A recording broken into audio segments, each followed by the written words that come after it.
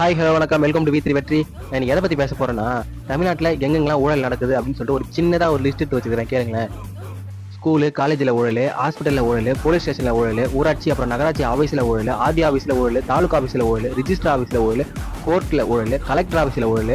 நான் கேட்குறேன், தமிழ்நாட்டில் ஏதாவது ஒரு அரசு துறையில் இந்த இடத்துல ஊழல் நடக்கலப்பா அப்படின்னு ஏதாவது ஒரு இடம் சொல்லுங்களேன். இல்லை, ஒரு இடம் கூட கிடையாது. இந்த தமிழ்நாட்டில் இல்லை, இந்தியாவிலேயே ஏதாவது ஒரு குழந்தை பிறந்திருக்கு, அதுக்கு சர்டிஃபிகேட் கொடுங்க அப்படின்னா காசு கொடுத்தா தான் அந்த சர்டிஃபிகேட் தருவான். அதே குழந்தை இறந்துருச்சு, அதுக்கு சர்டிஃபிகேட் கொடுங்க அப்படின்னு கேட்டாலும் அதுக்கும் காசு கொடுத்தா மட்டும்தான் சர்டிஃபிகேட் தருவான். காசு இருந்தால் மட்டும்தான் எல்லா வேலையும் நடக்கும். காசு மட்டும்தான் எல்லாருக்கும் தேவையாகவும் இருக்குது அப்படின்றதுனால காசு கொடுத்தா மட்டும்தான் எல்லா வேலையுமே நடக்கும். ஓகேங்களா? இந்த ஊழல் கலைஞர் ஐயா இருக்கும்போதும் ஊழல் நடந்தது, எம்ஜிஆர் ஐயா இருக்கும்போதும் ஊழல் நடந்தது, ஜெயலலிதா அம்மா இருக்கும்போதும் ஊழல் நடந்தது. டிவிக்கு வந்த மட்டும் மாறவ போது ஊழல் யாராலையும் மாற்றவும் முடியாதுங்க, மாறவும் மாறாது. பழகிக்கோங்க. இதை விட வேற எதை என்ன சொல்றதுன்னு எனக்கு தெரியல. கண்டிப்பா இந்த ஊழல் யாராலையும் தடுக்கவே முடியாது. நம்ம பழகிதான் ஆகணும். இதை விட வேற என்ன சொல்றதுன்னு எனக்கு தெரியல. ஓகே ஃப்ரெண்ட்ஸ், பாய், தேங்க்யூ.